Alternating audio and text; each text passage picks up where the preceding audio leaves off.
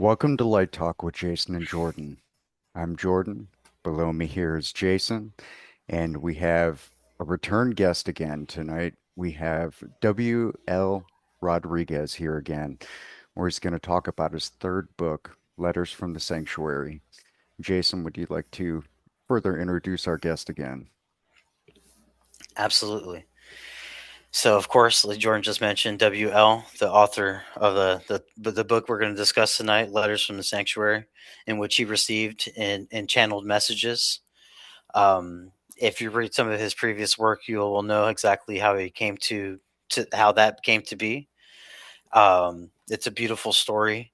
What's even more amazing. It's an evolving story, and what was beautiful about this book before we talk about it is it kind of shifted from interdimensional galactic to something that felt more closer, but also more dare I say more uplifting and more it gave me a lot of closure for a lot of the questions I had about the afterlife, if you will. And I cannot wait to talk about this. So first thing, WL, please tell us about how you came to this to write this book, and please tell us your thoughts on it initially before I give you some of my questions. Of course. First of all, I'm so happy, guys, to be here with you again. It's always amazing having these so enlightening discussions, and I can tell you that I feel at home talking to you. It's just amazing. We love having you on here. Thanks, man. Yeah.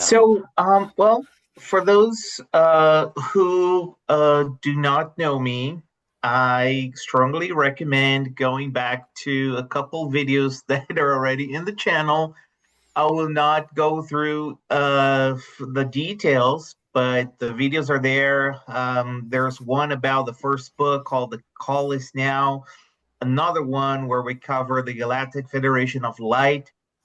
Those videos are truly incredible. You're gonna love it. Um, well, uh, in a glimpse, I don't have anything to do with spiritual or uh, aliens or spirits whatsoever. I'm just an IT guy. And starting last year, I was always interested in channeling.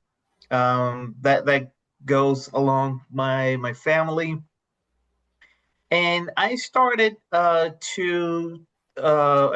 this work last year, May 8th, actually.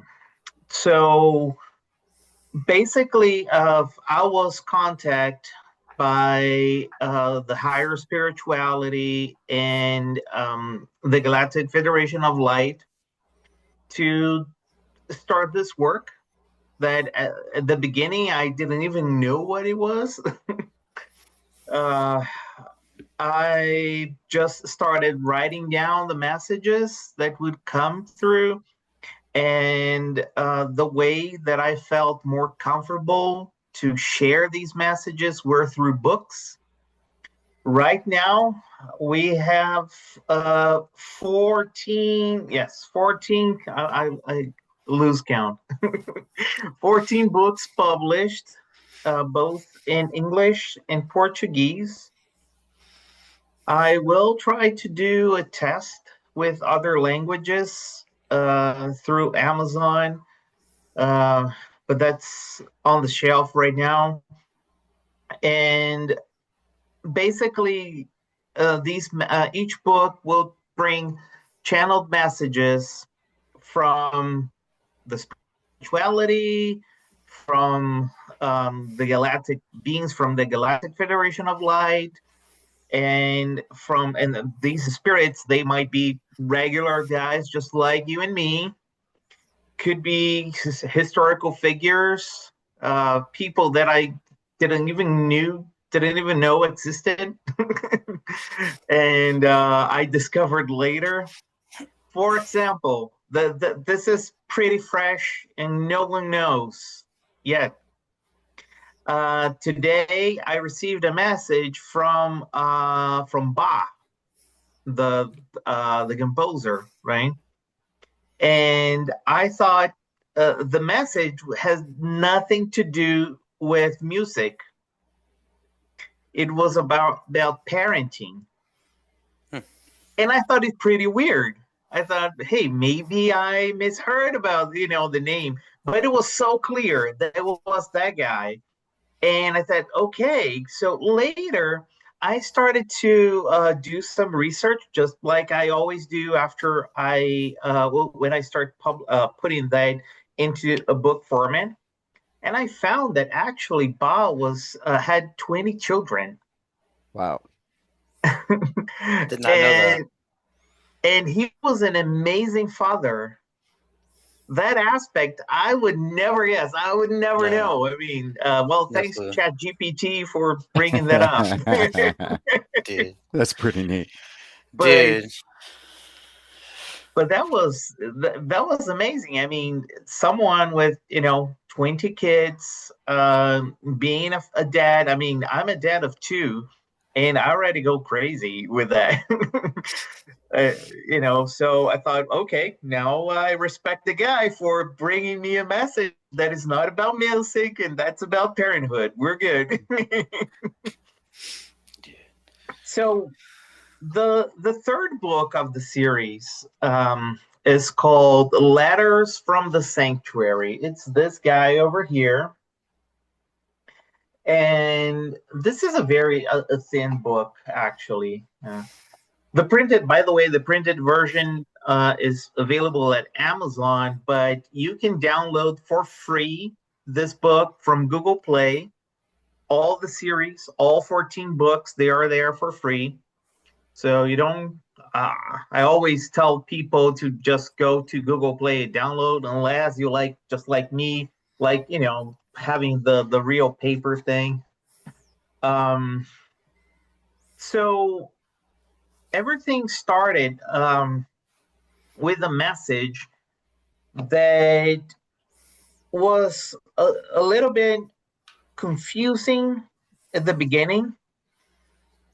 I had an out of body experience where I was in my house, and I started walking around, and then I started exploring the house, and then I got to where of my garage is, the door to my garage. When I look at that door, it wasn't actually my garage. It was kind of it was redesigned as a room, a bedroom, with some pretty neat kilts.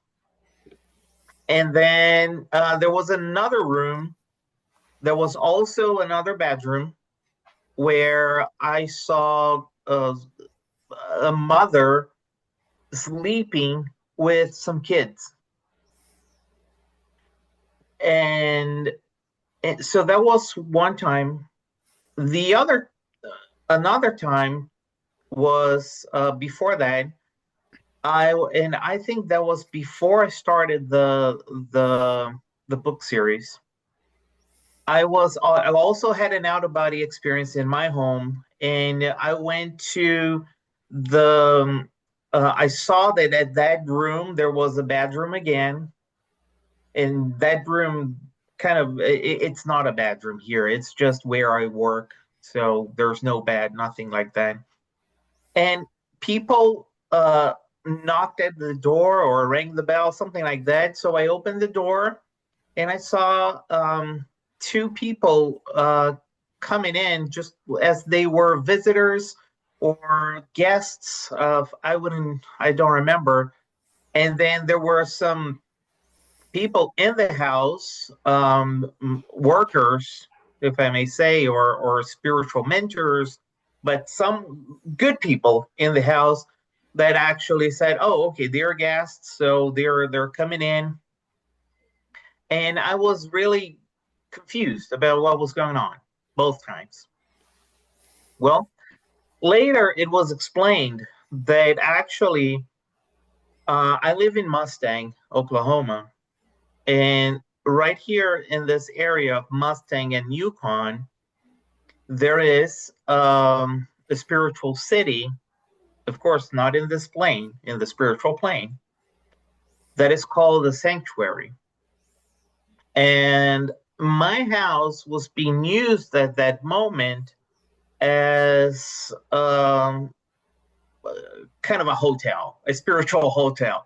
That's the best way to describe it. So people could come, have stay there, and then continue with whatever their lives would be, right? And so basically, the sanctuary, they initially that's the first chapter in the book.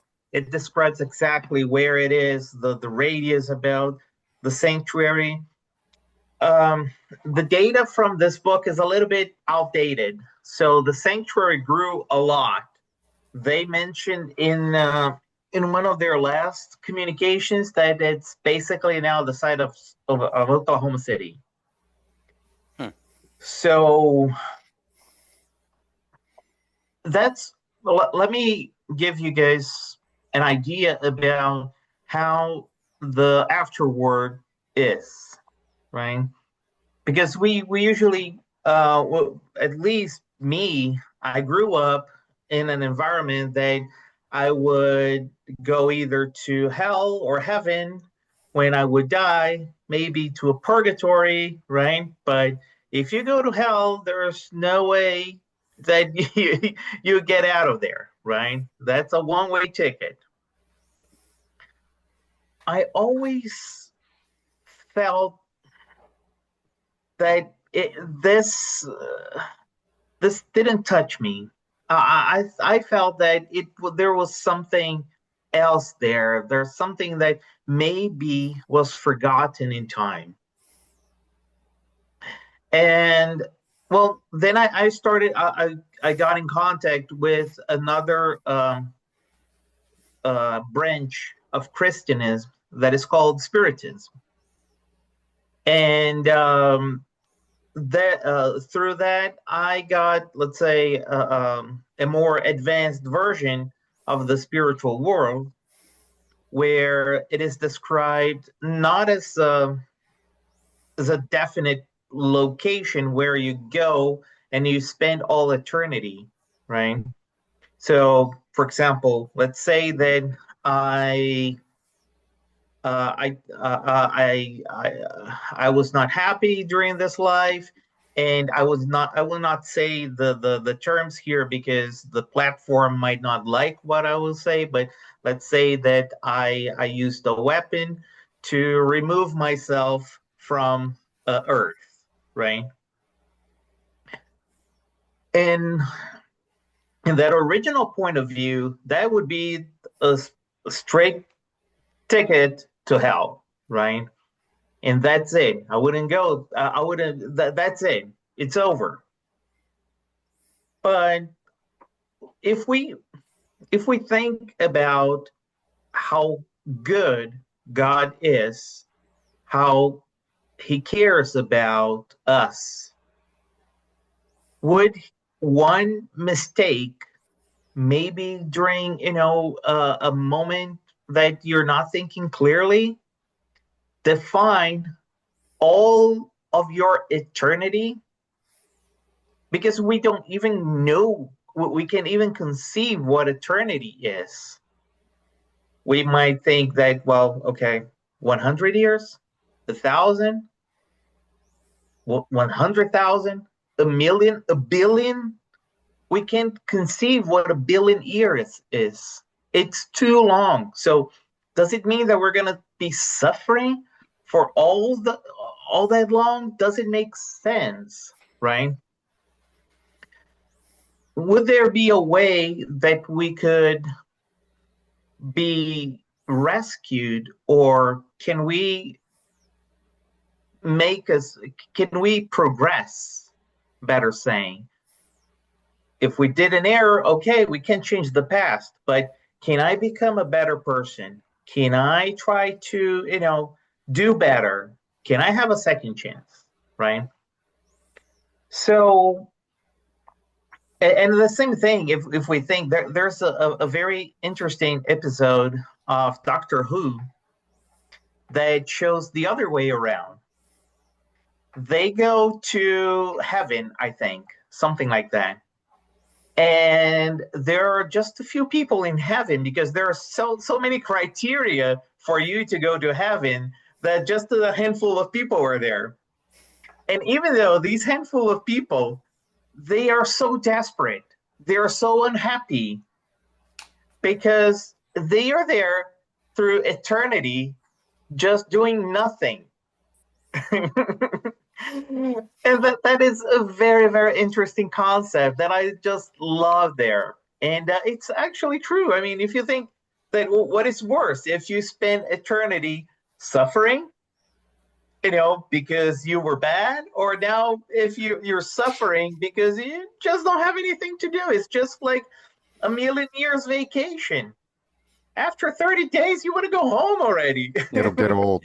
Right? Yep. So that is pretty interesting, and I'm sorry, guys, to deviate a little bit because these concepts they are very important for the book. What if instead of going to a specific, a predetermined, better saying, heaven or hell, 0 or 1, right? What if we go to one afterlife that has shades of gray, right? So depending how we vibrate here on Earth, that's where we're gonna go. So if we vibrate in doing good things, if we go to a specific location, a better location. If we vibrate doing bad stuff, then we might go to a location where all the others they are vibrating the same way. It's just like the law of attraction, right? An example of law of attraction right here, right now. I mean, I just told everyone here that I love talking to Jason. I love talking to Jordan. I feel at home. So I this is the law of attraction saying that, well, I like these guys and I can feel that they like me, right? Else I wouldn't be here for the third time. Sir. Right? So the same thing happens when we die. Our lives our lives do not change. It will be exactly the same. So if we die with our mind so polluted, so in an unstable state, we will still be like that at the other side. But if we are peaceful, we'll be peaceful, during that transition. So when we there are these locations at the other side that a lot of us will go, and people will think that it is hell because it's not a nice place. It is not comfortable, but we're not doomed. It's just because the way we vibrate here. If we it's not only being good or bad, and that's important thing. It's how we vibrate. So let's say that I'm a good guy, but I love money. I I love my stuff. I love my jewelry. I love my electronics. I love all these material things. My vibration is different than a person that says, okay, I mean, this is all temporary. I mean, that's just stuff. I mean, I don't care about that. When you move to a place where you leave everything behind, that's where your vibration pops in, right? So you might be in a place where you're going to suffer because, oh my god, I don't have my jewelry, I don't have my car anymore, and I loved my car. I can't live without my car. I mean, even though that person went to church every single Sunday. You see my point? Yep. So it's not so simple, minimalistic as one or zero, good or bad. There are shades of gray, and that person on the other side, once he or she realizes that, hey, now my life is different. I don't need that car anymore. I that's over. I mean, things are different. That person vibration will change, and then they will be able to be rescued and go to a better place called a spiritual city. Okay. And these spiritual cities, they are all over the globe. They mention through the series about three or four, if I'm not mistaken. I know that there was a big one in Texas, another one in um, Lower California, another one in New York. I forgot the names now, but they so these places are just like regular cities. There are buildings, there are hospitals, there are parks, but they're temporary places where you're not going to stay there forever. It's not heaven. You're going to be there so you can learn, you can get better, and you can plan your next incarnation. Okay. And why do we incarnate again? Because we like to pay bills? Experiences. Exactly. That's where we are truly put to the test. If we really absorb uh, a lesson that's in a new incarnation, that you're going to be put to the test. So there will be situations there that will appear through your life that could have been even planned by you before, saying, hey, I want that specific test because I'm ready. I want to check if I'm ready for that. So boom, there you go. And you're in the middle of that situation. Most of us fail miserably, right? Yeah. But that's each incarnation we get. Let's say we are a new, better version of ourselves in that within that mechanism. Nice. So let's go back to the sanctuary. The sanctuary is one of these places that, let's say, if I disincarnate from here, and I can go directly there if I'm vibrationally aligned, or if I was rescued from these dark places that I mentioned. The first place that I would go would be to a hospital, and if we the way the city is built, it's just like a circle, and at the borders that's where the hospitals are, because it would be easier for people being rescued. The logistics is easier to get there, and that's where I would wake up and see something like a regular hospital, but more minimalistic. With there wouldn't be all those equipments around me. They would give me some sort of water, and there would be some weird uh, uh, um, nurses, where instead of giving me a pill, they would put their hands over me and do some emit some light on me, and I'll start getting better just by that light. So that would be a pretty interesting situation, right? Different situation. And that's where they're going to tell you, hey, you're not on Earth anymore, right? So you're at the other side.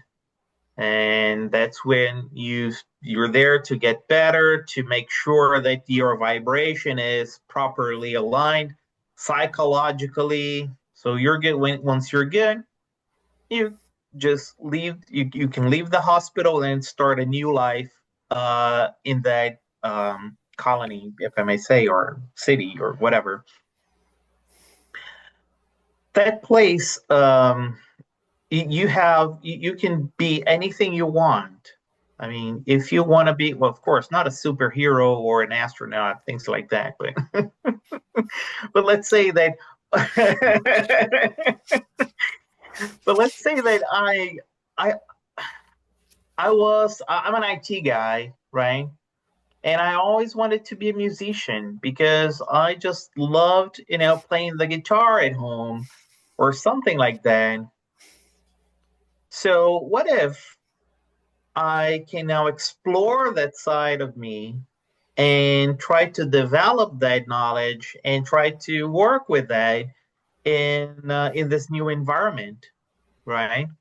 So the good thing there is that you have new opportunities based on what you truly love.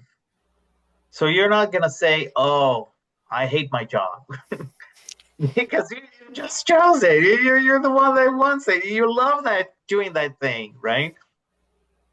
And people will be there to cheer for you because there is no one that will be thinking that, oh, I want to get that job, right? Instead of that guy, right? So life there would be pretty different.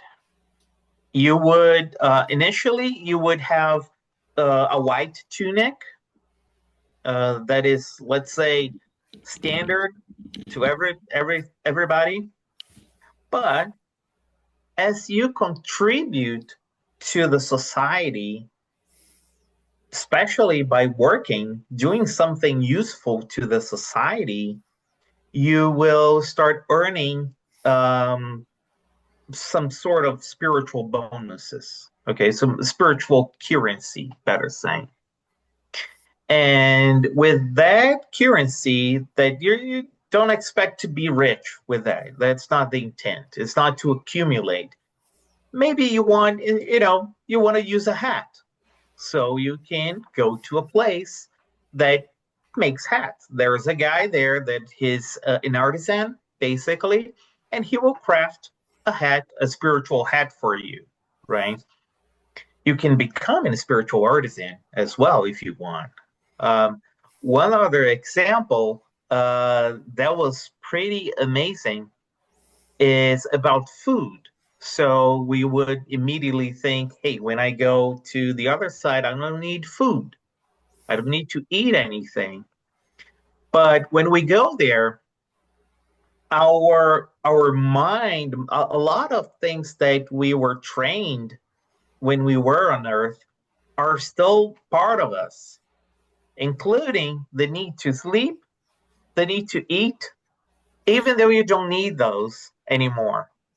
But you're so used to do it that you got to do it, right? So they provide you what they call a soup. It would be some liquid form of that you would take in. Um, so that would that would simulate for you to eat something, even though you don't have any digestive system anymore. If you have your bonuses, maybe you want to go to a bakery there and you can eat a pastry that is actually made out of the same soup, but with a different shape, a different look and feel, a different smell, a different everything, but it's basically the soup. But an artisan took that and created, let's say, a pastry, right, or a cake. A quick parenthesis here. I had an out of body experience going to one of these bakeries in the sanctuary, and I was there.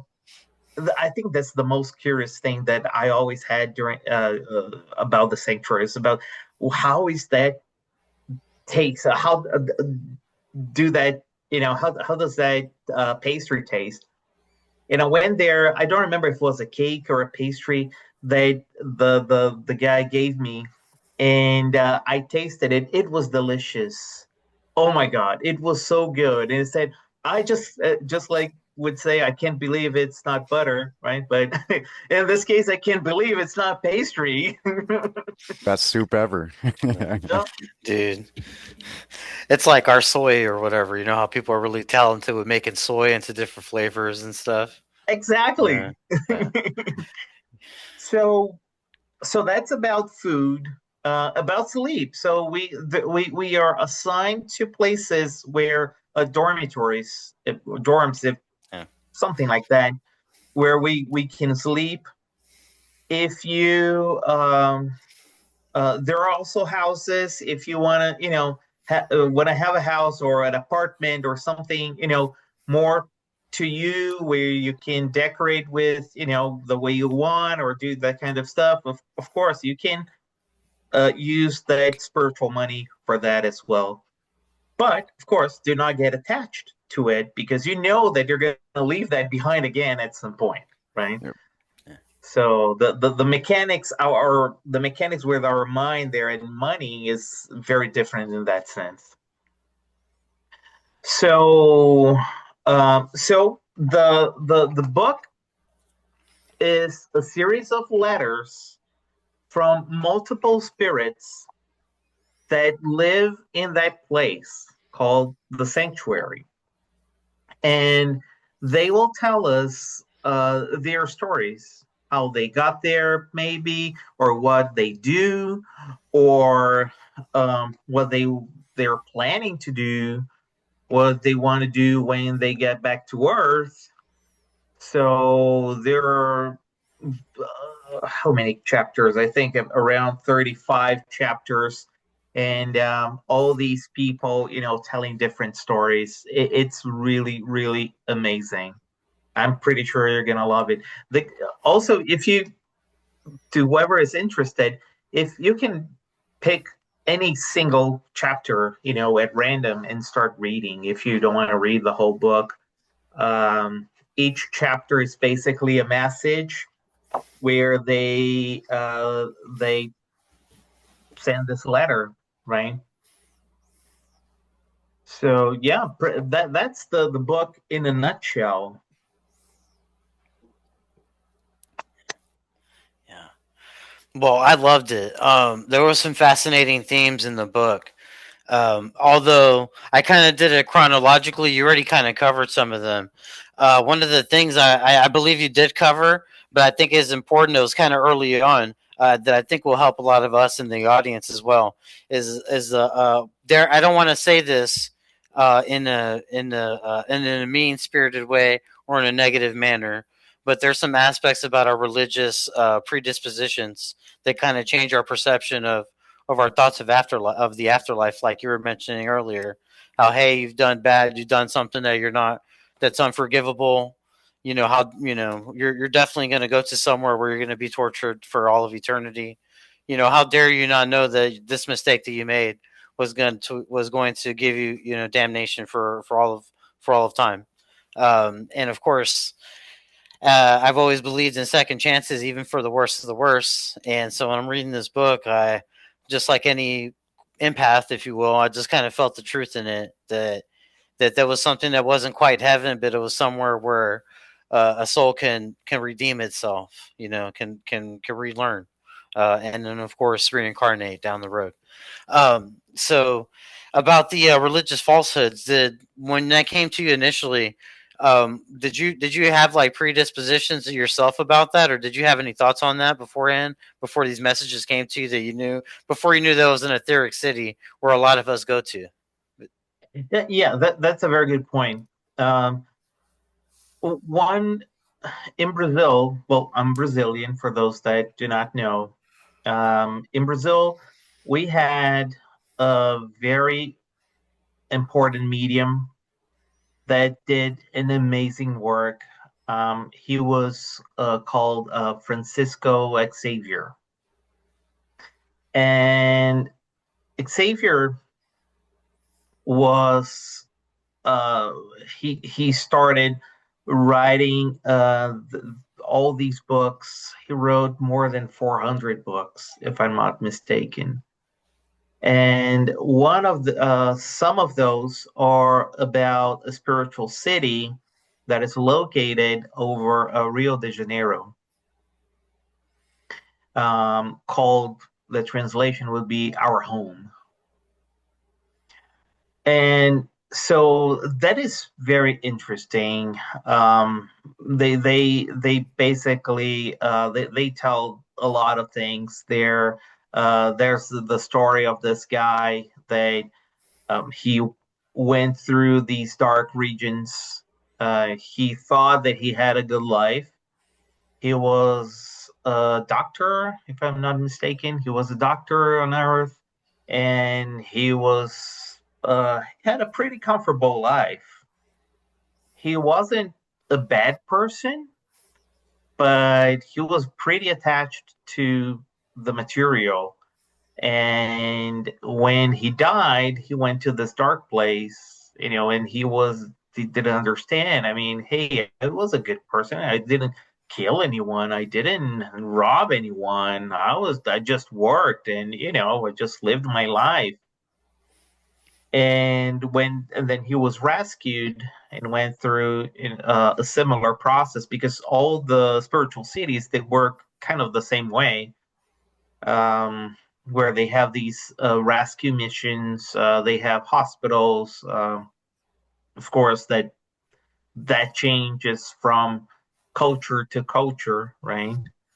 So, for example, a spiritual city, um, in, in Brazil, would be the maybe the place, or the look and feel would be different than one in, I don't know, Afghanistan, because the religion, the culture, everything there is different from Brazil, or even comparing the US with Japan, right?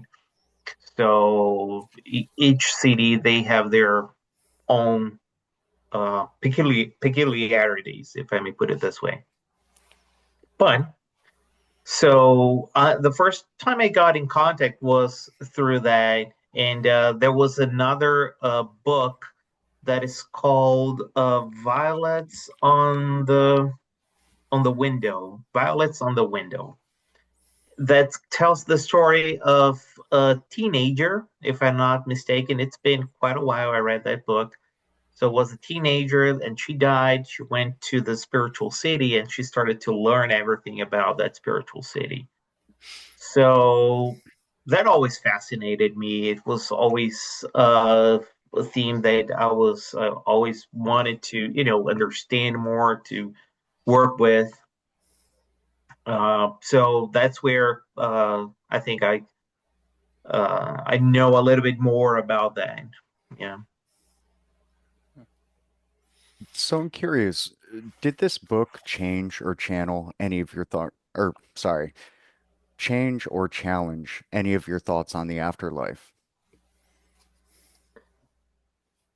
Not necessarily change, but I got the books, the series per se, they changed my life in general. So there are several messages that, of course, they serve to anyone, but when the glove fits perfectly, so the message comes and say, I know someone who could learn from that. Oh, that's me.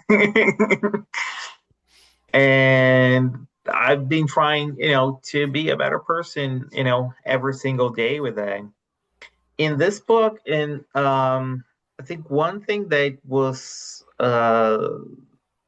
very, I think different for me was the I think there's a librarian that Mhm. tells how the books work. You know, they're basically infinite books that they are created. Uh, the the bakery shop. So those things that I thought, hey, how would that work, right? Uh, and they were pretty revealing to me. Not in a spiritual way because I wasn't, it didn't get better because I understood how pastries were made, but uh, that was much more on the curiosity side. I see. Man.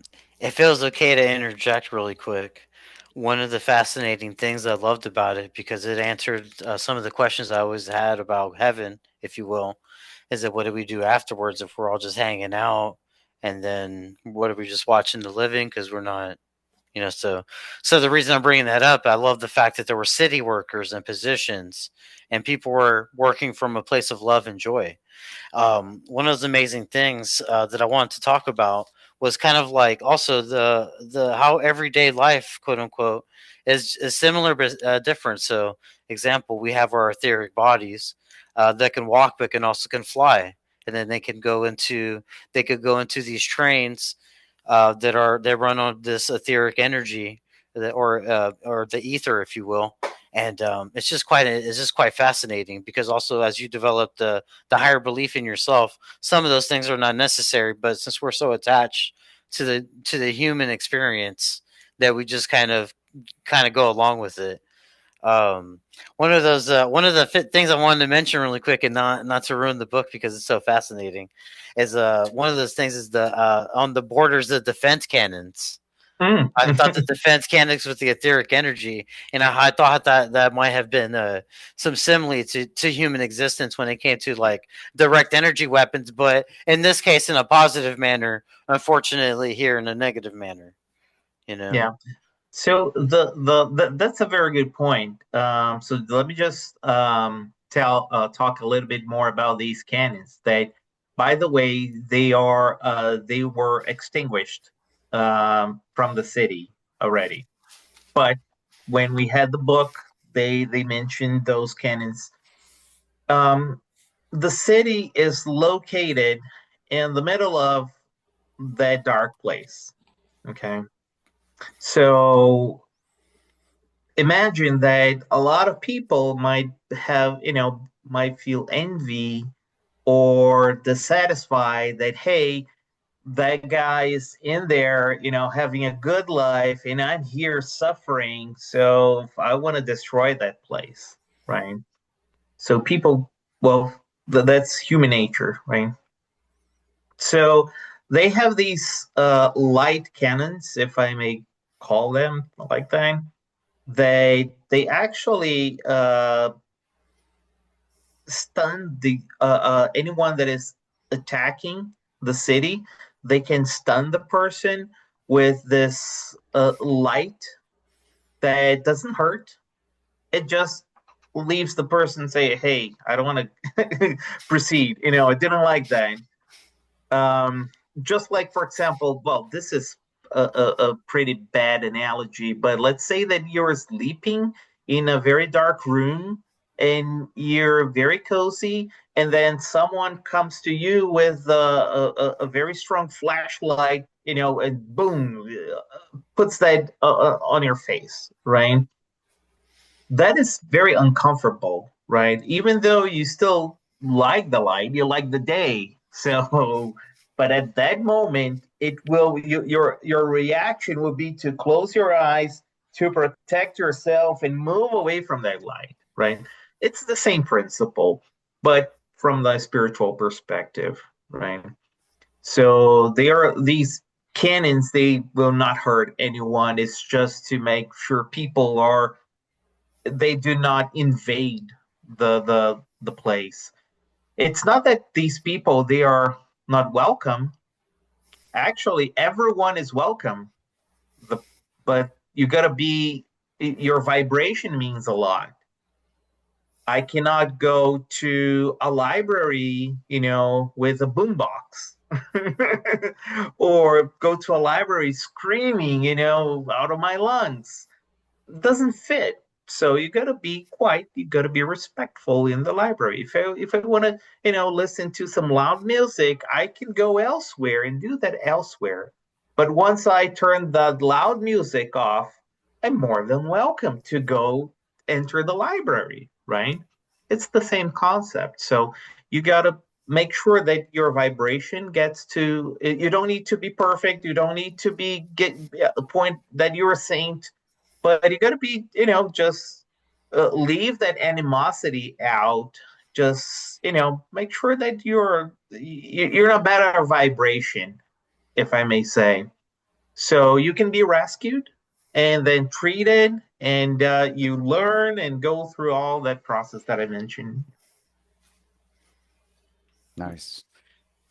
So I have a question for you. I was really curious when I read this, but Carmen mentioned that she kind of wished the message could be passed to her family.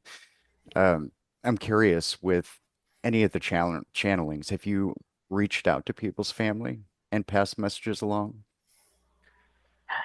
There was one message that I kind of did that. Um, there was a friend of mine that he died from high school. He died in a car accident a long time ago. And in one of the books, he came up, with telling, that he was good, he was okay. Uh, I sent that to my former uh, colleagues from school, but I didn't have the family, didn't have contact with the family. So, but that was as far as I got. There is one that I forgot the name of the chapter here or the number, but there's one case in the book that was a boy, well, I think a teenager, that he died in Mustang, I think. I forgot the. Yes, I think chapter 11, The Good-Hearted Teenager. So just give me 1 second. That's page 41. So basically, yes. So basically, he was, I think, in high school or something, and then he died in a car crash. He tells how everything happened, how that woke up in this hospital with this nurse, and he mentioned that I just want my mom, my family, and friends to know that I'm all right. Um, and he said, "Don't cry for me. I'm all right." Um, but I decided not to put his name because I think they may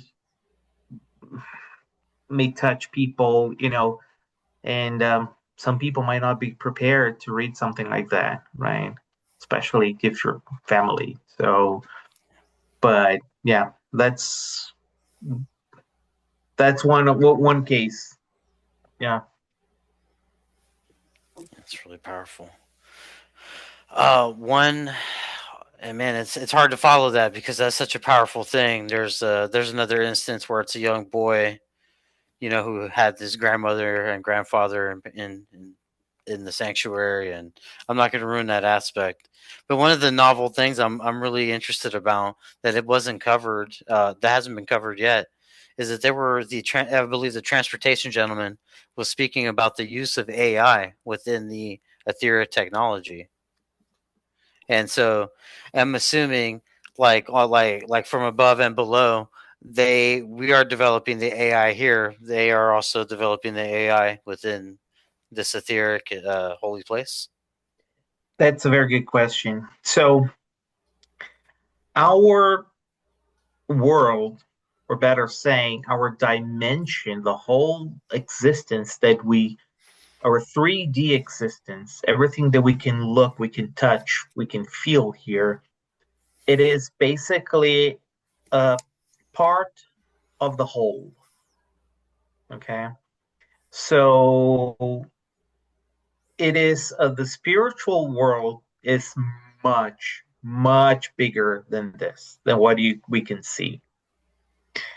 And we are a mere reflection of what is this real world because we are eternal beings. We're just here on a temporary basis for these specific experiences so we can evolve. So that being said, every technology, every discovery, everything that we feel, hey, this is pretty new here for us, that already exists over there for quite a while, actually. So, flying trains. So I think Japan has flying trains that are there. I think the maglev, but they're magnetic basically. So they kind of float under magnets. They go through some pretty high speed. That technology already happens there for quite a while, for quite some time. Computers, when we were in the 19, what was that, 1940s or 1930s, probably, when I mentioned about that book from the spiritual city, Our Home. The guy was when he was about to send his story, his letter to Earth through that medium. The spirit said, "Hey, you can use that machine that was a computer, or you can just write just like with a pen or whatever it was at the time that he was used to." So that's when, if they say AI on the other side, I'm pretty sure that AI is pretty much very, very, very more advanced than our AI capabilities here. Fascinating. That was a great answer. Thank you. Yes. So, out of all the messages that came through in that book, what would you say is your favorite and why? Oh, that's a good question. I would not say. I'm well. You can see that I'm overweight, so I like the bakery thing. I think the other one, they what was that? I forgot the name of the chapter, but there's one chapter where they work on restoration and building things, more kind of like workers, construction workers here, right? So I was amazed that, for example, remember that I said that the the hospitals would stay at the border of the city, right? So let's say that the city is this big and now it starts to grow, right? So what would happen with the hospitals that were at the border initially? Now the city is this big, the hospital is still here, right? So you would need to kind of demolish that to start rebuilding, and building a hospital that would, at least here on Earth, would take a lot of time, right? So it was interesting that they have this crew or people that would work on remodeling. So a hospital would now become a dorm or something like that, and they can manipulate the energies and change, because nothing there is really material, right? It's just energy, and they can, remodel something pretty quick. And I think they mentioned that they can remodel a building in 2 days or 3 days, something like that. So that's how they would change whatever was the building initially, let's say the hospital, and then start building hospitals, new hospitals all around the new border, right? I thought that was pretty impressive. And if we would think about, I mean, it, there's always, probably spirits coming in to that place. So the city's always growing. Like I said, it's now the size of Oklahoma City. So there's a lot of work, a lot of construction to do. So you can't get bored there. I mean, Yeah. Definitely sounds like they're pretty Yeah. busy there. yeah, you know, Man. Gentlemen, I didn't mean to go on a rant, but there was three things I wanted to cover really fast that I found extremely fascinating because it just touched on what you just said.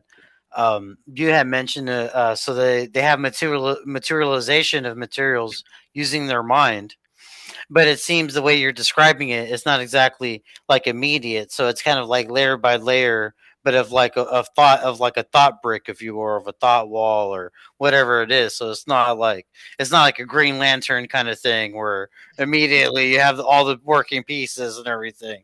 So I found that fascinating. And then the other thing I found fascinating, um, excuse me, was I wrote it down here, my friend. I'm so sorry about that. So with the different cities and with the different people you may have known in life and after in the afterlife, what I thought was fascinating is how you can visit other people in other cities. I just thought that was incredible because we yeah. all have loved ones, but it doesn't necessarily mean that they are in the city that you may end up. And I think that'll bring a lot of comfort to people that if they don't see the people they think they may not have seen right away, that maybe perhaps they may be somewhere else. Is there like a search process that helps you out with that or anything? Yeah. So during our whole life, we let's say our file, if I may put it this way, our spiritual file or whatever, it is moved wherever we go. So, like I mentioned, I'm originally from Brazil. If I would have died in Brazil before I moved here, I would have gone to the nearest spiritual city, uh, and then I moved to Florida, Tampa. So my spiritual file would be now part of Tampa. So if I would die there, I would go to that immediate spiritual city and so on. And now Oklahoma, right? And during that process, it is interesting because they mentioned this gazillion times. There are no borders in the spiritual world. There's no, let's say, oh, this is the division between United States and Canada, or Brazil and Argentina. So there are no borders. So you can just cross. That nobody's going to stop you. Doesn't make sense.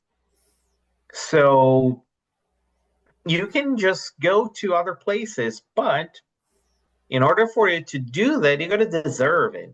You know. So let's say that I I die right now here, and if I'm in the sanctuary, right, and I want to visit my mom, that I'm pretty sure is in Brazil because she died in Brazil. So would I just say, hey, I'll just go there? Well, for you to go there, you need to earn your, contribute and get this spiritual currency so you can just pay for this trip and go there with your merit. Okay. And that's how it works. I mean, because it's not a place where you're going to just hang out, right? You're going to work. You're going to do, you're going to be productive there, and you won't have time um, for for all these, I want to see the world, for example. Okay, I want to go to Mars. Well, I mean, is that something that will make you a better person, right? Is that something that actually prepares you for your next incarnation, right? Because if it's not, I mean, that's just something that is just adding to your ego, right? There are even cases where people might not be in the same that vibrational dimension as you. So, for example, I died and say, "Hey, I'm here. I want to see Jesus." Right? I want to see the Holy Mary and all the gang. I mean, of course, if you are in the same vibration as they are, you can, but it's again, it's just the issue with the that you are in a dark place and someone puts a lantern on you. Will you be comfortable? No, because your vibration there is different. Even though you are in a better place than the dark places, there are even better places up there. And that's where um, for you, these people from these higher places, they can descend and go to your spiritual city. And that's pretty common that someone might come and teach and do, a lecture or, or something like that, teach a course, and then go back to their higher vibrational dimension. So all that can happen. So let's say that, for example, that my mom was a much better person than me, right? She might be in a higher plane than the one that I'm in. So I wouldn't be able to visit her, but she could get down, descend, and come to this plane that I'm in and visit me. It is possible. Yes. Oh man. One of those things that I kind of touched on earlier were the different jobs within the cities. But one of those things that are fascinating because of the not the format, because of the environment being an etheric city. It had mentioned in the book that some of the fields that they have there are not fields that are available here on this planet at the moment, which were space exploration, exobiology, exopolitics, energy mechanics, and quantum medicine, which of course I know are going to be fascinating things that our souls are probably going to learn about that are a little bit beyond our current information at the moment. But one of those amazing things that leads back to the hospitals of all the healing technology and all the aspects that are going to help us. And what I love the one of the more prevailing theory, one of the not theory, excuse me, one of the prevailing themes that I love is that initially it's healing the person to help them get ready to kind of be ready. But also what I love is the continuation of the mental health to kind of check in on them and be like, hey, is everything okay? Like, are you getting used to this? There seems to always be continuing help because I think that they know how human we are. It's some people just aren't always as comfortable with as they seem right away. Yeah, and I think the major difference there with our reality is that here on Earth, unfortunately, everything is moved by money, right? Especially the healthcare system. So you are in the healthcare, environment. You're just a product to be consumed, right?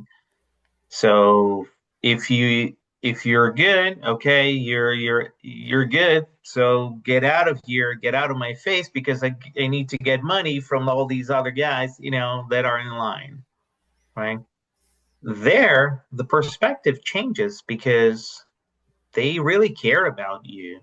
They want to make sure that you are really okay, that you feel at home, that you feel embraced, that when you start studying and training for your new life, you will be really a better person when you incarnate again, right?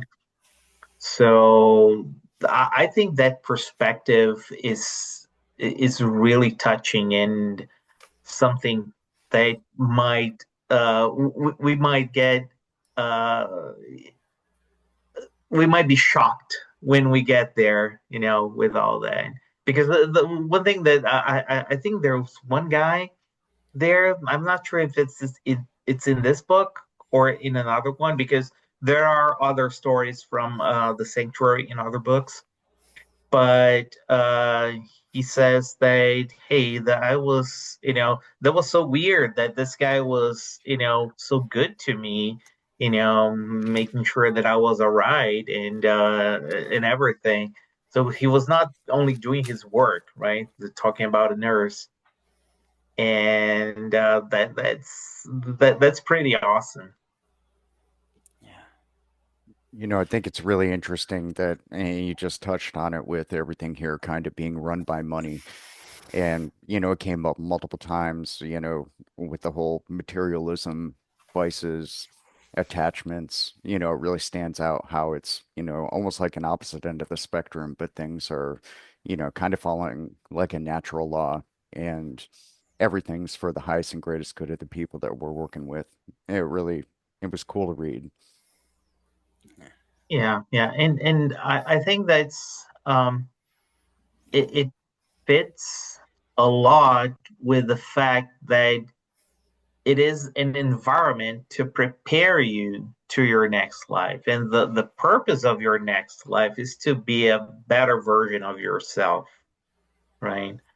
And there are multiple factors for you to be a better version.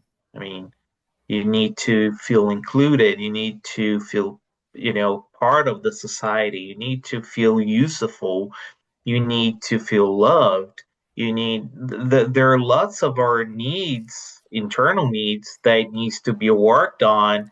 So when we get here on earth, say, hey, now let's do it, right?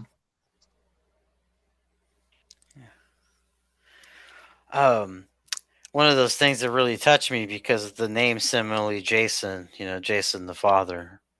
It really touched me. Because I have children myself, and as anybody who's heard the podcast, I have a particular situation that requires a lot of attention. And so when I read that, I immediately resonated with that because I just always thought it is absolutely important to have a father figure. So to know that there's somebody else, hopefully in every city that takes that on for the young children who are getting ready to transition or stay around whatever their path may be. I think it's a beautiful thing. I think a lot of the roles are beautiful things. Um, one of And the Jason, just I'm sorry, just about the that father thing is, I think it touches the subject. If we look at the other side of the spectrum, if we look at the kid, right, that just went to, the afterlife, it might be something really, really scary, right? Because where's my mom? Where's my dad? Where's that figure that that kid would anchor himself or herself and feel safe, right? So that is lost. So that's I think that is very an extremely important part, not just, to take care of the kids, but to make sure that that kid can have this anchoring again. They can feel safe. They can feel, part of a family, and they can understand that, hey, you're gonna see your mom and dad, one day, but not right now. Just hang on. And in the meantime, they can, just develop this new family over there and these new bonds. So I think it's a pretty powerful and very important role that people might choose, when being there. Yeah. Yeah. I'd like to add to that. So the work that I do, um, at the beginning, prior to taking the client through past life regression, we do very thorough clearing. And uh, whatever comes up, they're basically channeled through the client. So, of course, we'll meet demons, earthbound entities, and so on. Multiple times, especially with women, I found that, a young child that something traumatic happened real fast. And, this book really made me wonder a lot about the darker areas, if that's kind of the entities that are communicated with through this, if that's kind of where they're at. But, again, multiple times there have been young children that saw a motherly figure. So they attached to this client. And it's heartbreaking because, sometimes they're still confused. They're scared. I just want my mom.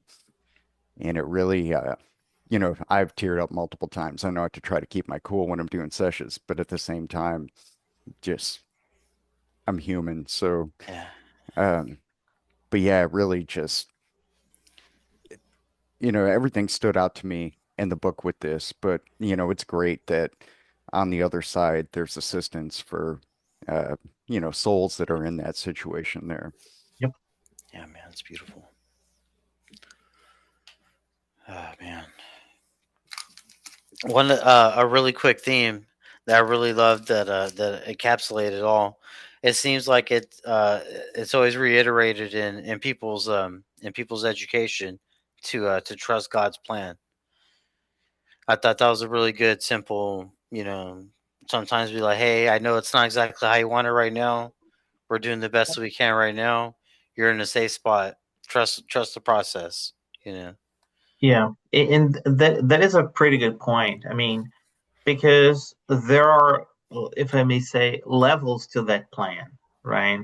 So, before we reincarnate, like I said, we can plan our whole life, the family that we're gonna, be born, who will be our parents, who will be our brothers and sisters, who will be the people that we work with, the places that I'm gonna work at, how I'm gonna die. So all that, it's pretty planned, before happening. It doesn't go to the details, but it gives you I think the best analogy would be that it would be a book where the pages, it only contains the name of the chapter, but how you write that chapter is really up to you. So, for example, there is a chapter in my life that says Jason and Jordan. Well, how I'm going to, uh, talk to you guys, how I'm going to interact with you guys, that's up to us. I mean, there was just a chapter saying, hey, these guys are going to meet. That's it. But how you're going to interact, that's up to you, right? Um, Many times we go through, we might even plan, for example, for a specific way to die. Oh, I want to die, uh, uh, when I'm old. And then suddenly in your life, you have a cancer, for example, right? And you die from that cancer. Let's say you die from a lung cancer. Let me give you this example. And you might say, okay, but what did I didn't plan for that? So why did I die from lung cancer? Well, because you took your free will to say, hey, I'm going to smoke, my entire life from my my teenage, you know, and if I wouldn't have done that, you would still progress through your plan just like you planned. But you took a decision during that blank page that you started writing that, hey, I'm going to smoke every single day, that excessive amounts of cigarettes that will lead me to that specific situation, right? So even though we plan, we might not necessarily go through the plan, but we will go through whatever we got to go through. So there will be a consequence from what we did. There may be cases where, let's say that in my past life, I was a very greedy and dishonest businessman, and I kind of robbed a lot of people, and I didn't care, right? And now in my new life, I have the opportunity of repaying all these guys, all these people that I hurt somehow. Might be financially, might be assisting, as a friend, or there might be a case where I might lose all my money or my job, and I'm in extreme poverty. Is that because God didn't like me? Not necessarily, right? I mean, maybe that was planned so I could, feel how it was when I caused that exact same situation to many people before, right? So that's where a lot of things that happens in our lives, we might think, hey, why am I being punished? We don't know. I mean, it might be a test that you asked to be in that position to see if your faith would be sufficient, if you would go through that with your moral intact, or it might be something that you are repaying from past mistakes, right? I'm sorry. Yeah, the universe always balances. Some people call it karma, but yeah. Yeah. Exactly. Yeah. The bill will come someday. Yeah. That was actually one of those early themes in the book, was humility. Um, and of course, like you mentioned, if you were kind of a jerk in real life, it's gonna really suck in the afterlife, and um, I'm a really big geek on the whole entire Marvel superhero movies, and one of those things I loved was Captain America, where the Doctor had mentioned it's like he's like a weak man knows the importance of strength, and not to abuse it, whereas a man who's been strong his whole life, may eventually lose respect for it and abuse it. So the same with humility when you kind of been at the bottom of the barrel, you know how it feels, and you wouldn't want anybody to feel that way as well. So I thought it was a beautiful message, especially an important and absolutely important and universal one. And I think the principle that's very. I think there are several analogies that we can do, with comic books and these all these characters. For example, you mentioned Captain America. Captain America, he became Captain America not because of the serum that the government gave him, but because he was this person, with all this, good and good attitude.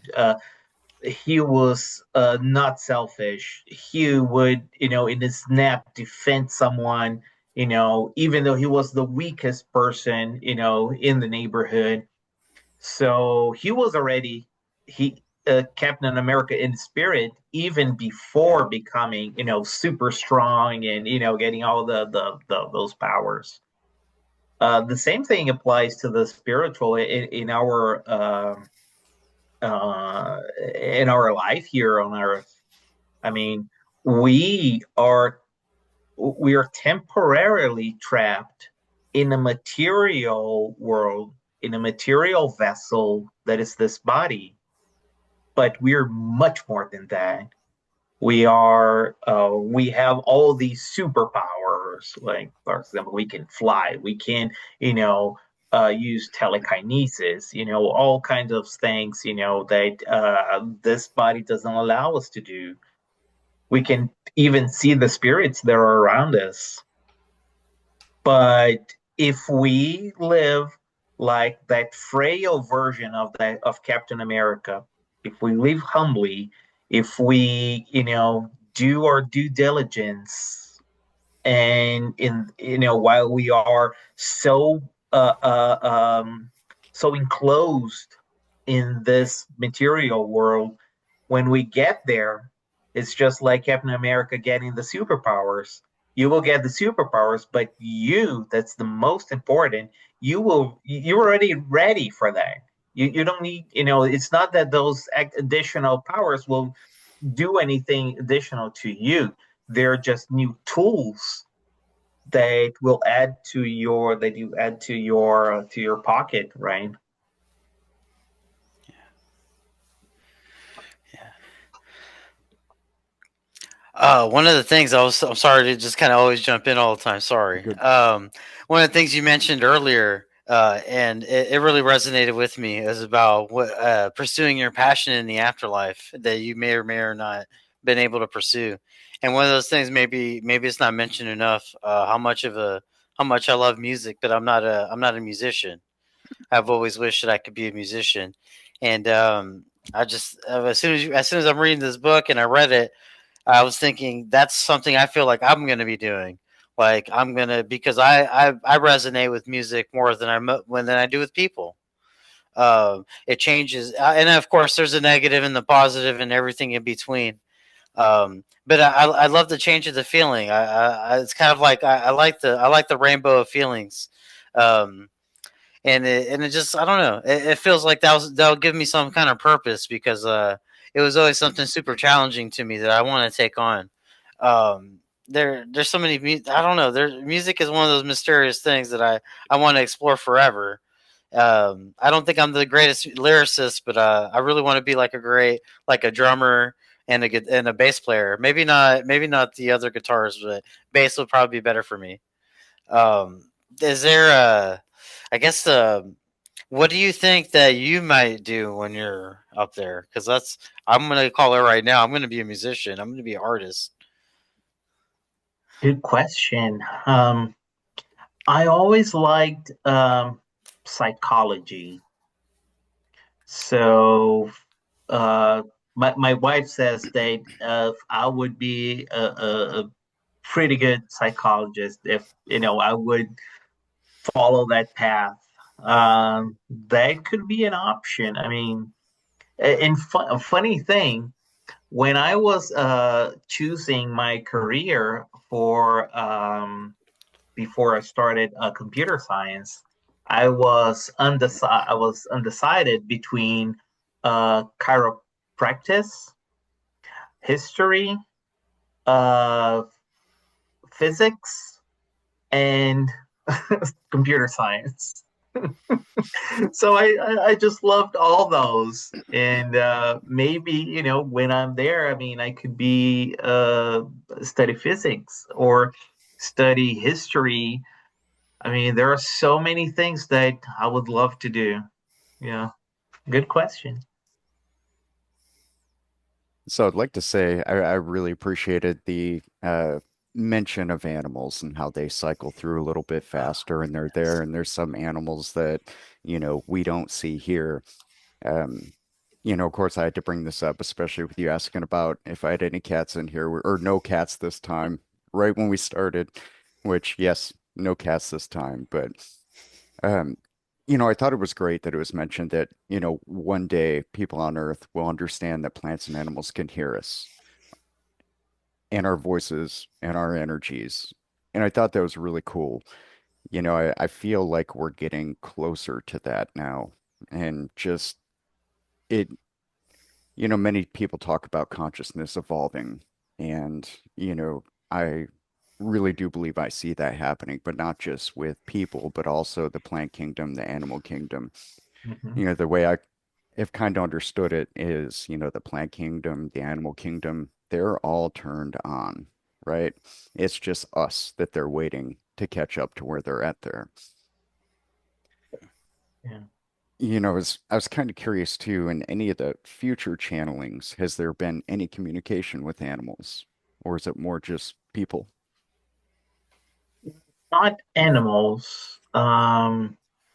And the reason is, and that is a very good question. That is better explained in the book Scientia et Anima, but let's say that animals, they do not have the the same level of consciousness as we humans do right now, where we are.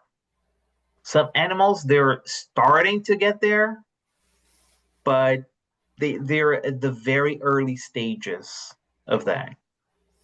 And there are some intermediate uh, beings that are called the elementals, that they're not in the animal kingdom, but they're not also as evolved as humans.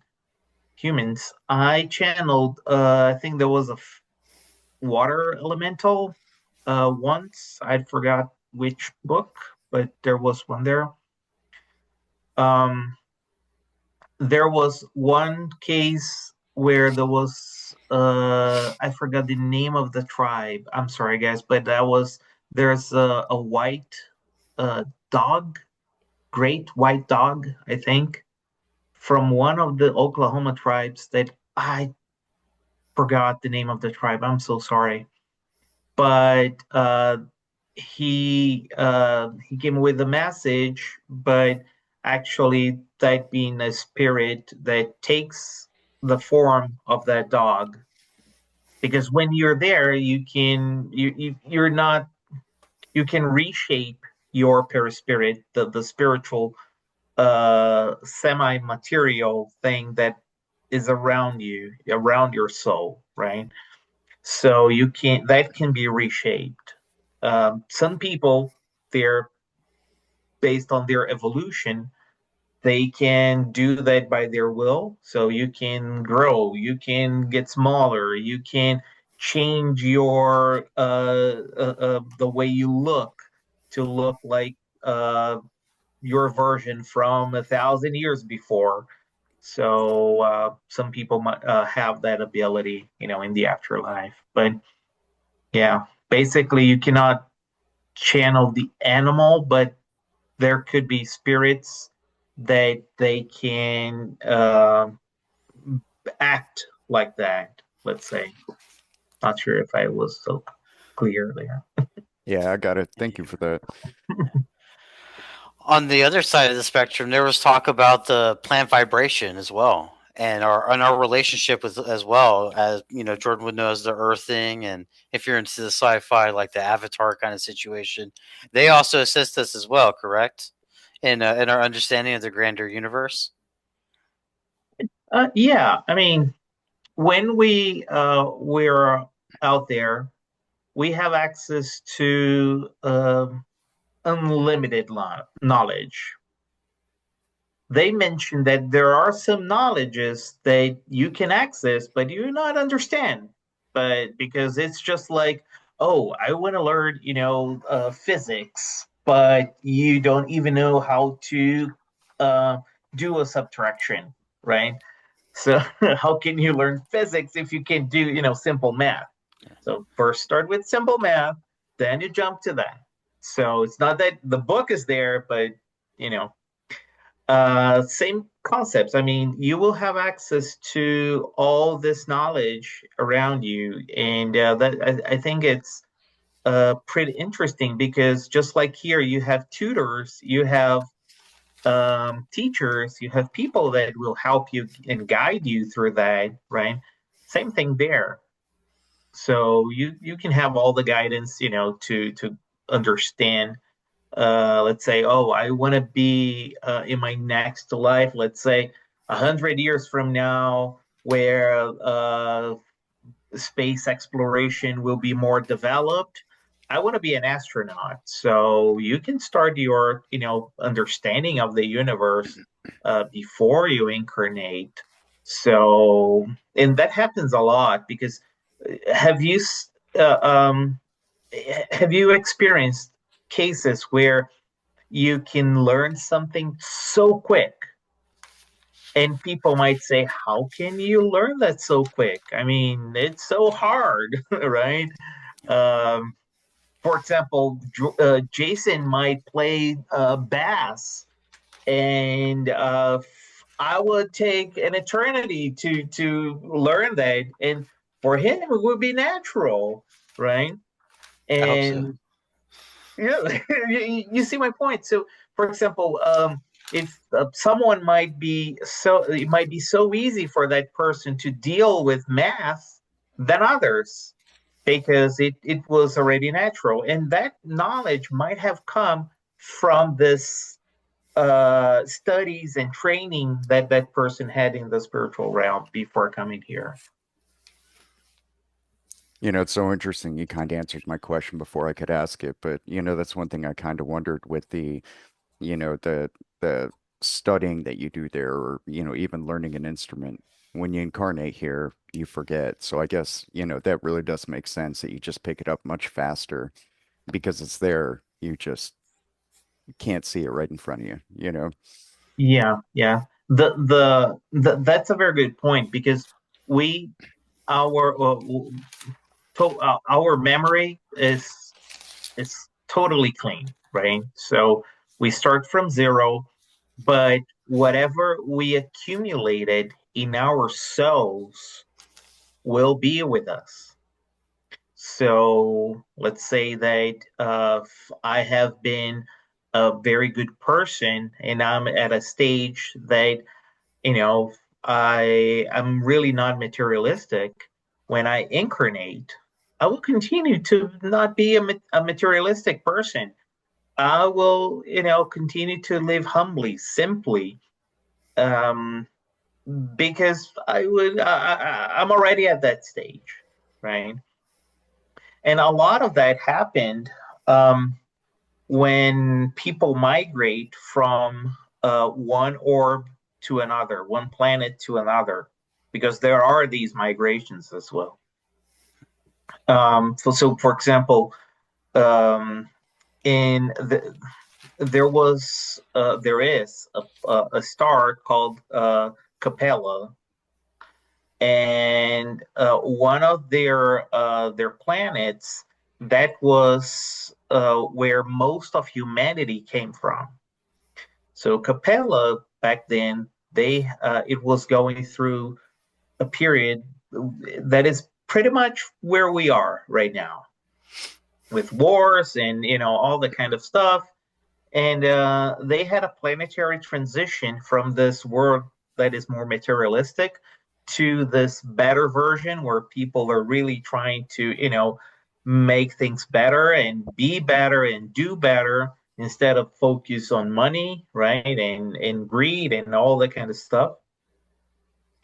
And but then in Capella, things went really south, and a lot of people died. And during that planetary transition, they started to reincarnate here on Earth uh, quite a while ago, and that's when we see great minds popping up, right? So we see like the Greeks, we see people from India, back then. So people from China, great minds with totally new concepts that nobody on earth thought before. And that came from all these people with all that knowledge that was already inert in them, that they already absorbed, and they started evolving Earth with that. Yeah, that's really interesting. Yes. There's a chapter because I'm a big lover of the arts where it's the ballerina, and I love how she describes because sometimes when I'm watching dancing, I know that my body can't move like that, and I want it to. I want to be that great dancer, So as she's mentioning that, of course, you're in your light body, you're not limited by gravity, and so because I'm a big lover of arts and music and so forth. It is kind of healing. There is a beautiful thing. So when she mentions that the people will show up for the shows and that there'll be different light, that they'll change different colors, and they're basically floating in the air and getting very close to the audience. I can't wait to see it, because I know I'm a really big show guy. So if you're gonna give me something that's gonna uplift me and gonna give me something that's visually beautiful, I'm all there for it. So I can't. I was just thought it was really cool. And I also thought about I don't know, sports are a thing because I'm a big. I know everybody has their opinion on sports, but I just love competing. But I know since our bodies aren't there, how that really works out because your athleticism kind of zeroes out. Yeah. Well, that's a good point. There are sports. So, for example, there is a kid that he plays soccer, right? And Okay. he wants to be a Yeah, that's soccer right. player. So, what there are not are sports that will lower your vibration, right? So you will not be a fighter, a boxer, for example, because the intent of boxing is to punch people, right? So that's not something they're so aligned with with that place. But you might be a fighter, for example, a karate fighter, without injuring someone else, right? So you might train that. So you might be a hockey player without hurting someone else, because hurting in hockey is optional, right? It's not part of the game. We know that happens in every single game, but it's not the game. So there are all these differences that can happen there. Yeah, good question. Thanks, man. Oh, missile treatment, chakra. So, one of the things that's kind of sad, but also understanding, is of course the children. I think that's right away that gets to everybody's heart. And but one of the beautiful things about is that there's a teacher, and she talks about how she teaches the children, but it's a little bit different than how you would teach them here. Of course, they're taught reading and so on, but there's some. I guess they're kind of giving examples of life lessons that they're going to take on either when they incarnate into another individual. Can you elaborate on some of the Yeah. educational aspects for them? Um, the first thing, children, they may incarnate faster than us, reincarnate faster, because well, they're kids. I mean, you you can't just push quantum physics down their throat, right? Or advanced chemistry. It's different. So they will the important thing there is that them to be taught how to be better people, good people, when they incarnate, right? So that's, I think, the main aspect or focus of education in that sense, and preparing them to say, hey, you're gonna face a lot of challenges. You're gonna go to school that will be different than this. You will have different friends. You will have a new family. So preparing that little person to fresh new life. um, and I think the teacher mentions that she's proud when she sees her pupils on Earth, being that person that they were really, trained for, or that she really expected them to be, right? So yeah, that's pretty cool. It's really cool, man. I've never got to be a coach, but I always thought it was a cool spot. I know it's not necessarily teacher, but to teach somebody, to see one, teach one, do one. It's always been a big part of my life without me knowing that phrase. I watched something, I wanted to do it, and somebody was grateful or gracious enough to show me, and when I was able to apply it, it always finished that loop. And so to know that there's teachers in the afterlife that really want to help out the souls, because I think at different stages we're all lost, and if especially if you're very young, you're the most lost. You're very vulnerable. So of course, it's an incredible feeling to know that there's somebody backing them up. Yeah. While we can't be there for them. It's a beautiful thing. Um, what are some things that you think about about the city, or about that aspect of our continuation that are kind of bothered? Is there anything that kind of keeps you up at night thinking about it? Well, I mean, the I do not think about the afterlife uh, on a regular basis, even though I channel every single day, right, Yeah. from Monday through Fridays. But I think one thing that I'm trying to learn is trying to live in the present. So, and trying to be the best that I can be in the present. And I failed terribly, but I'm stubborn. I really try.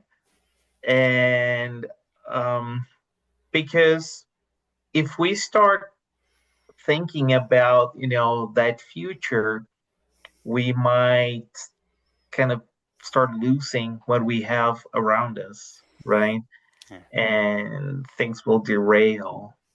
So you might never get there because you're not living here in the present. You're trying to live there already, you know. But uh, I hope to see the people that I love. Um, well, like I said, I lost my mom. I recently lost a very dear friend of mine. There are some people that are very dear to my heart. So I really look forward to, be there and meet them, meet the spiritual mentors of this project, and the all those guys that, these amazing messengers. I it would be an honor to, be face to face. I would be, just like, oh my God, Yeah. right? You're important to them, man. It would be a great honor. It would be a great honor to get to meet For all of them. sure. Man. Oh, phew. Oh man, what was that?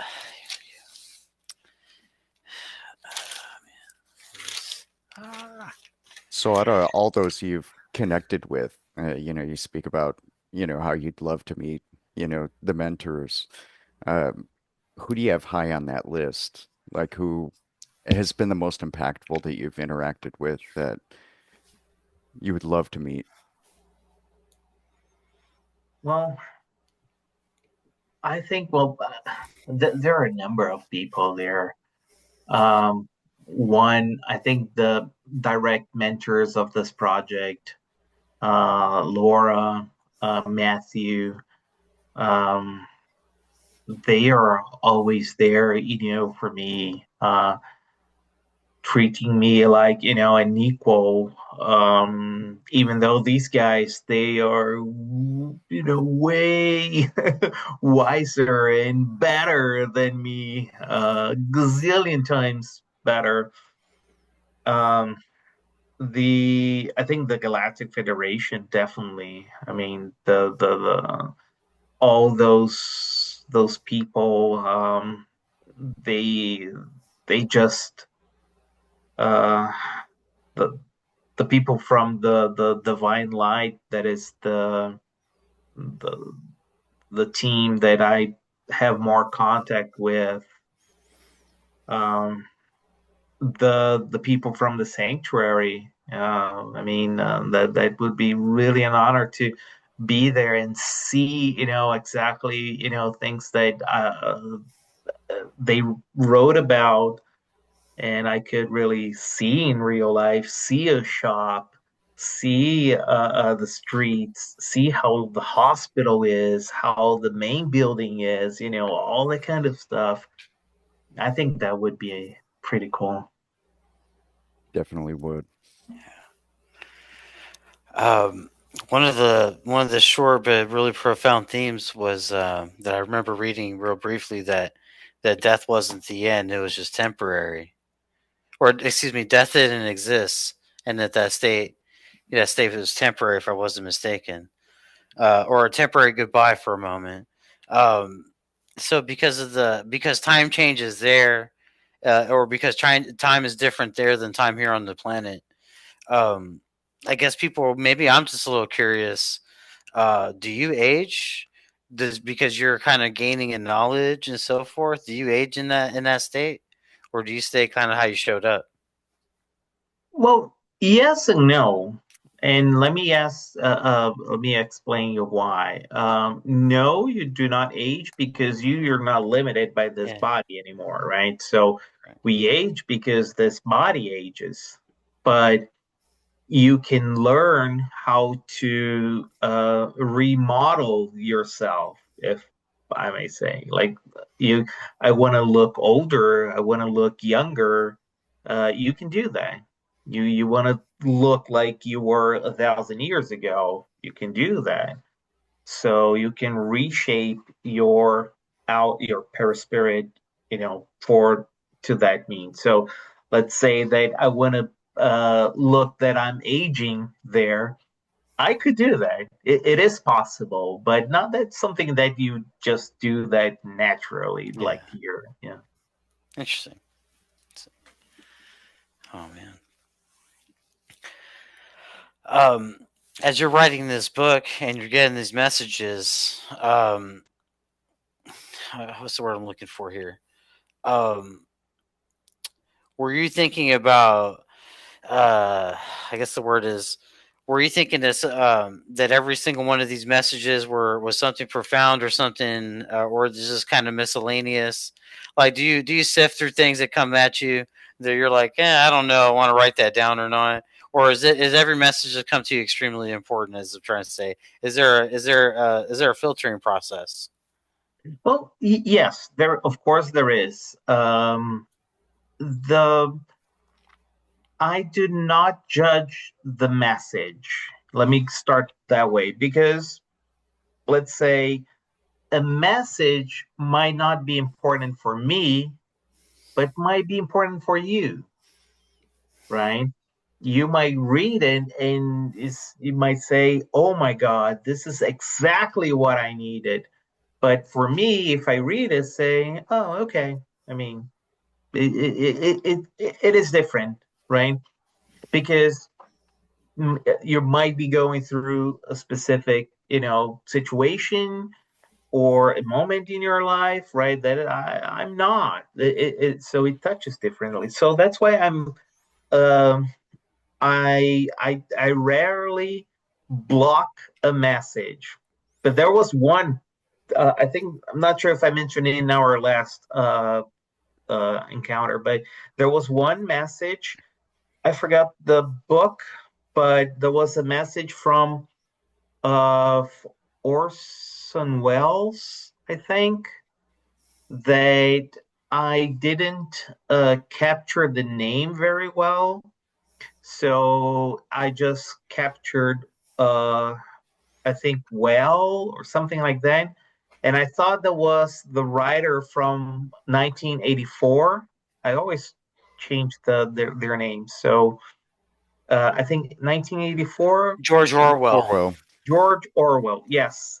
So I clearly had or and well. So I thought that was George Orwell, but the text didn't match what the guy was talking about. So I put that message on hold. So, and then came up that, well, it's not that guy, but the one that had that radio broadcast for about uh, that invasion movie. Um, oh my God, The that day there is still. yes, yes, exactly that one. So remember that the guy, he had a radio show, and then he, Oh, uh, that's a different one. Sorry. yeah, uh, War of the Worlds. Yeah, Orson Yeah, Welles, War of the Worlds. Orson Yeah. Welles. Yeah. So actually, it was Orson Welles, not George Orwell. So, and then I said, "Oh, okay, now it makes sense." And now the message is back to the book. That Nice. was the only case. Yeah. Yeah. Well, I mean, there's been great minds. They bring us through essentially a thought process, or I kind of call it like a thought art. Kind of like how physicists, they kind of take you through the particularities of reality and science, and they kind of paint this picture, and it gives you this beautiful thought of how, or it gives you this beautiful picture that you can't hold it, but you can see it in your mind of how reality works and how we're kind of communicating. So some of those stories, just like any artwork, it expresses beauty and fear, of course, with the fear of the unknown, the of at that time, extraterrestrials, this unknown, like what is going to happen when these people show up, and what are we going to do to defend ourselves, and so on. It's just a fun thing to me. So it's really cool that you get to talk to these people who were, in my view, very very interesting people. And it's just unfortunate they're not around at this moment, but they get to talk, they get to find people to get their word out. It's pretty cool. Yeah. I couldn't agree more. um we are nearing the end of the show, and I was gonna ask Jordan if there was any more questions that he wanted to knock out really quick before, because I kind of ran out of questions and I felt bad. Oh, that's okay. Again, we're nearing the end of our time, and Okay. hopefully we'll have him back to do book four soon. Yes. So, Before that, I want to preface that. So that book is called Interstellar Countdown. Uh, WL, can you kind of give us a preface on what that is about before we have you on next time?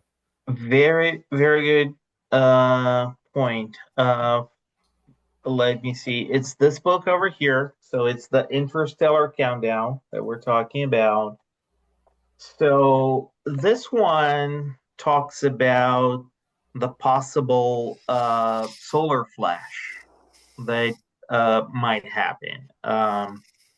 This is not, and it brings not only a preparation for about, oh, I really wanted the solar flash to come because then I will have a better life, right?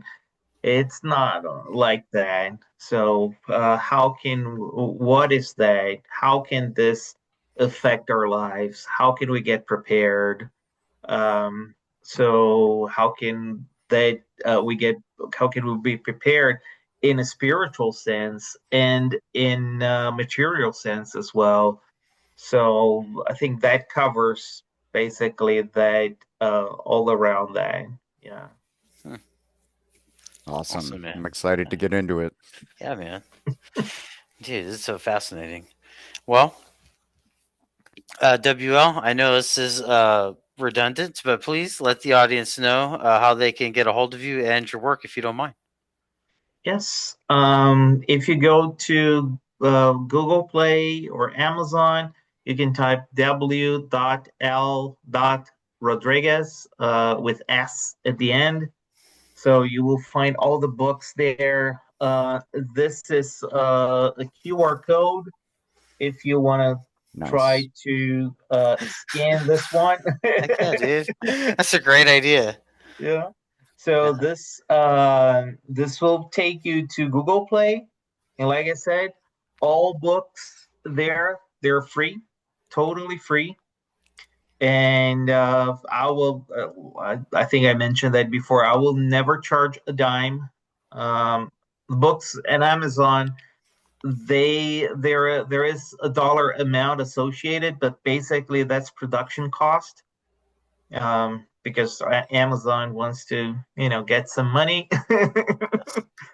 So, but yeah, I mean, if you're like me, that you like, to feel the pages and read, like a regular book, then you just go to Amazon. If you want something, there's a Kindle version at Amazon as well. It's also charged, but I think it's like 99 Yeah. cents a book, or yeah, it's pretty cheap. And but Google Play's the my let's say my main driver right now. There's an average of 1,000 downloads per month, Wow. and books, they are already in 42 countries. uh, and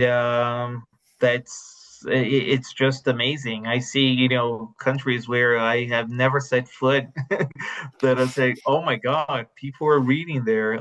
Poland is one of the greatest readers, for example, and yeah, that's incredible.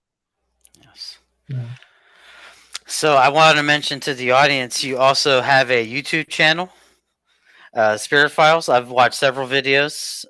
It goes over some of his channel messages. I also want to mention, I'm very proud of you. You've been on a few other podcasts, so I'm proud of you for moving it along.